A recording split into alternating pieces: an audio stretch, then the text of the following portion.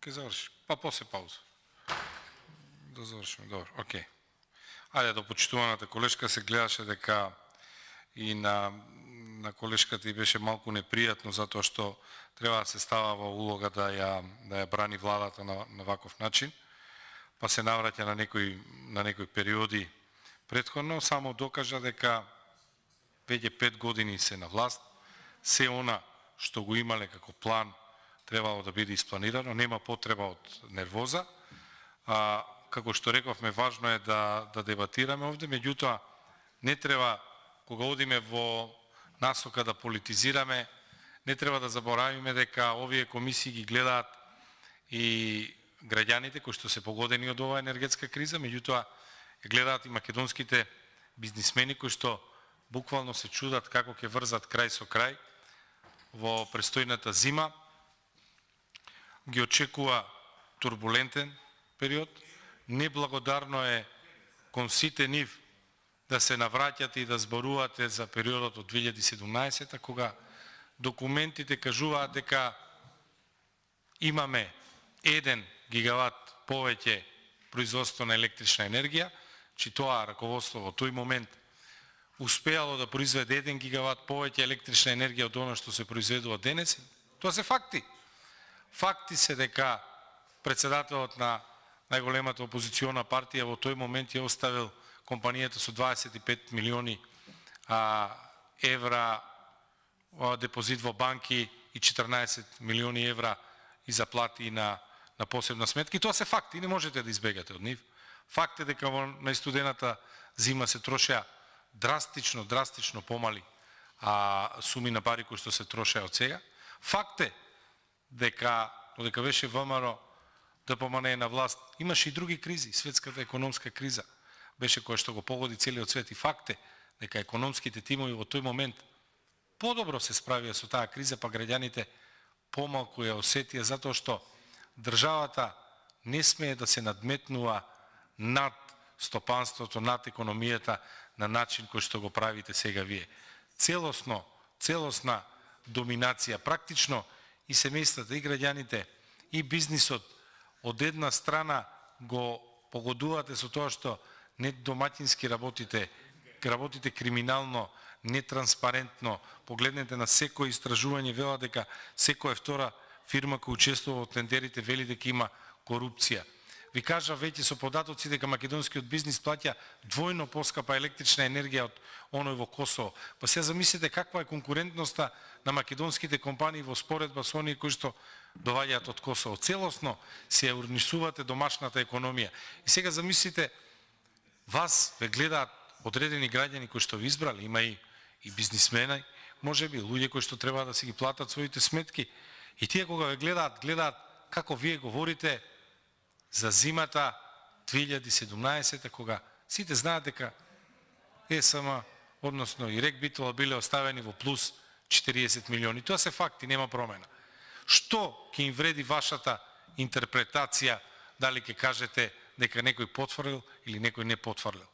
Не можете да се однесувате кон државата како ствар која што ви е предадена на користење и треба безпрекорно да ја користите. Кога ве слушам како се однесувате кон државата, кон фирмите во државна собственост, сметам дека Заев, кога сте ја преземале власта во 2017, ви објаснил дека ја земата Македонија под оперативен лизинг, а ништо не плаќате. Треба да ја користите наредните 4 години, по можност уште 4. Ако ви се расипе државата дека имате и резервна држава, најверојатно тоа ви е логиката за оперативен бизнис. Ако има проблеми, треба некој друг да ги сервисира, се разбира, тоа е опозицијата, и дека вие треба да дојдете, да седнете во фотелите, да глумите министри, заменици министри, пратеници, пратенички, функционери, директори и да се дрзнувате овде од говорница, да се фалите. Има обвинители колку директори биле казнети. Па, ако тие директори биле казнети по членот 353, злоупотреба на службена положба, зошто вашиот министер почнува по емисии срамежливо да зборува дека треба да се укине тој член? Од што се плашите вие? Зошто таа јавна дебата? Зошто одите сега сами контра на она што министерот за правда срамежливо го најавува. Признајте, тие го кажуваат, дека самиот член се користи за партиски реваншизам. И секој кој што ги следи ситуациите знае зошто го користите тој член.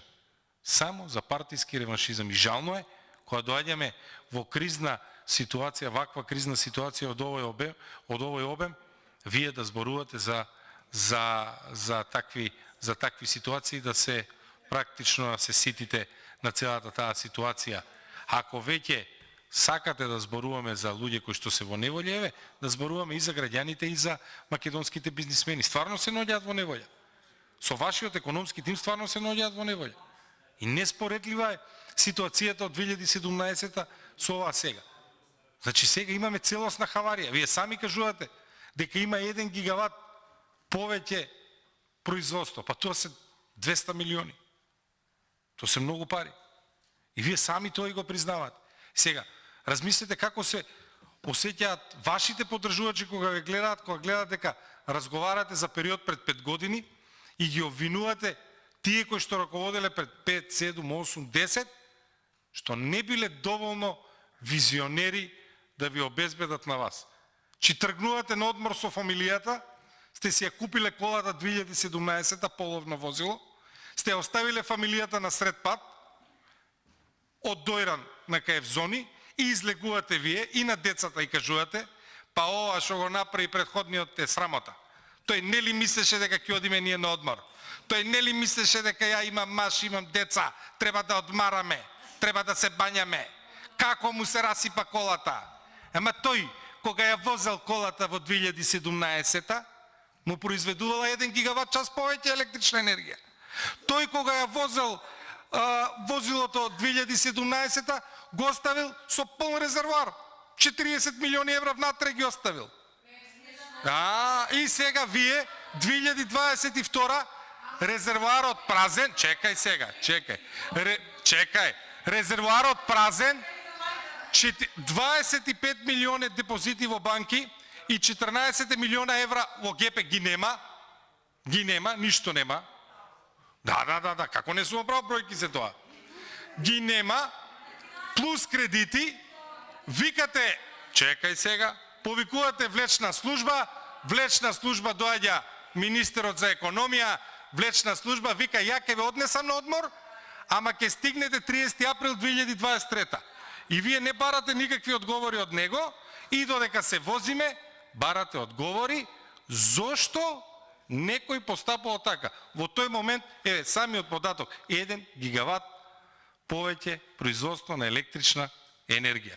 40 милиони евра на сметка, нешто што вие сега го создадовте да биде загубар. И знам дека и вас ви е непријатно што мора тоа да го кажувате. И знам дека ви е мачно кога ви куцаат тие пресови кои што треба да ги читат. И знам дека тие тези не држат, ама вие немате друг избор, немате. Ви имате адхок доведен премиер и единствено што можете да правите е да се обидете овде, да политизирате, да сценирате, да правите кавги. Па некои дофарлувале, па воопшто не дофарлувам, воопшто. Понекогаш имаме некоја реакција, тоа е човечка реакција, ке кажеме да, не, како да не, нема врска. Меѓутоа, секој сме овде да бидеме конструктивни. И она што мене ме загрижува. Вие упорно не барате од извршната власт. Вие треба да бидете законодавната власт, представник на законодавната власт, имате надзорна функција над нив. Вие треба да бидете контролор на работата на извршната власт. И вас не ви интересира извршната власт, вас ви интересира опозицијата. Па не бараме ние прогласување на кризна состојба за да ги трошиме во 2017-та. Не бараме за во 2017. Тие доаѓаат и бараат за во 2023-та. Ама факт е дека имате инфлација на храна двојно поголема од другите. Ама вие така ја третирате.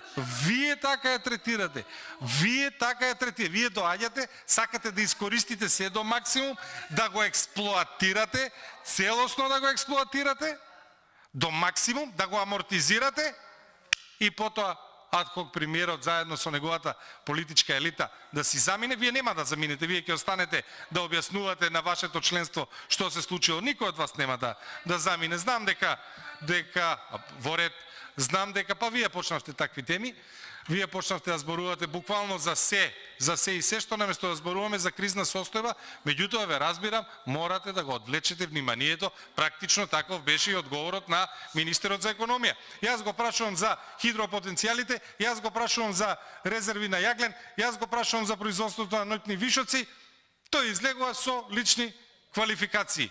Јас не можам да бидам виновен за енергетската криза. Вие сте виновни, затоа што и вие не сте виновни, меѓутоа вие сте виновни затоа што потврлате во оној дел што се вели надзор. Па јас сум виновен, така е, јас сум виновен и ние можеби сме виновни во одреден дел затоа што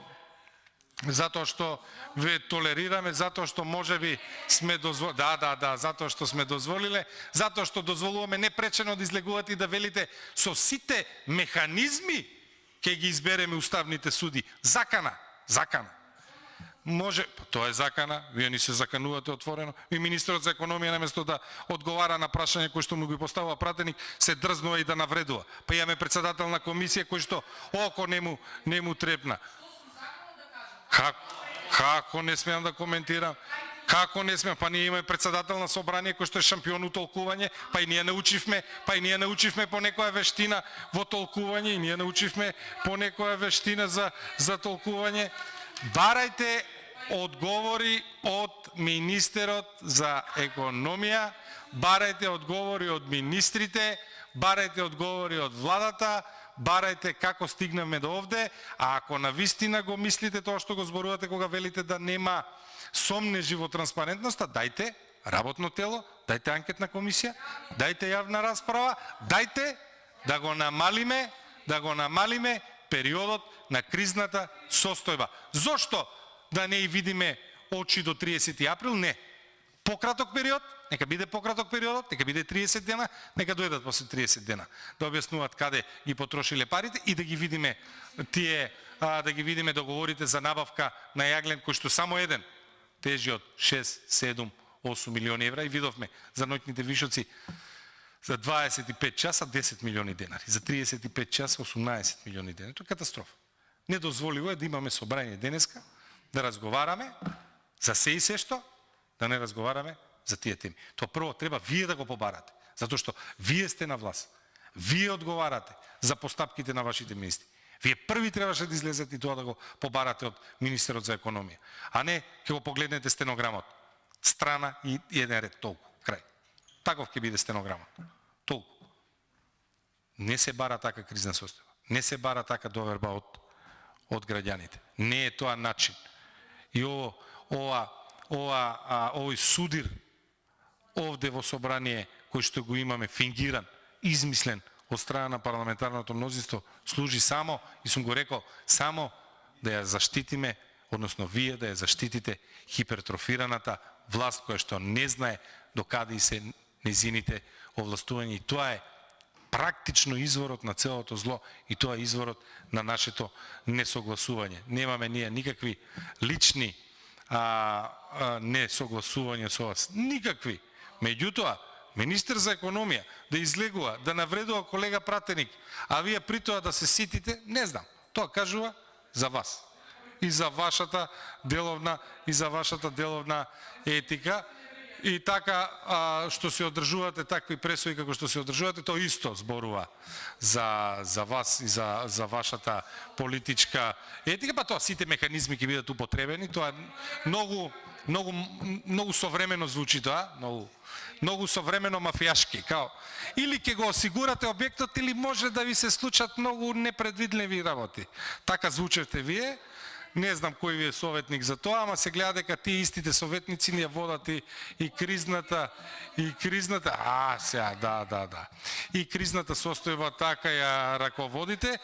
Знам дека сте среќни затоа што ги ограбувате граѓаните. Жално е што сте среќни. Па зошто прекина? Моje право е. Не, ама те слушам, знаеш дека се вратив назад за да те дослушам да те испочитувам и ти си почна па постара, ама нема проблем. Значи, вие, вака се, една работа, за јавност, не, сега, може да прости Бог, не вие. Ја никогаш не сум ве навредила, снимката е достапна на јавниот сервис, погледнете. Јас не знам зошто се толку осетливи овде пратениците од парламентарното мнозинство кога зборуваме за криминалите на власта. Зошто? Ама зошто сте осетливи? Зошто сте толку осетливи? Не сте навредени. Значи потребно е од министрите кои ви предлагаат кризна состојба да имате јасен систематски увид за последиците кои што се случуваат. Точно и во енергетиката да знаеме што се случува и да знаеме какви импликации имат тоа што македонскиот бизнис плаќа двојно поголеми цени. И сега ние тоа го бараме од министерот, улетуваат пратениците од парламентарното мнозинство и се навредени. Зошто се навредени? Зошто се навредени? Не сме се навредиле. Никој никого не навредува. Зошто?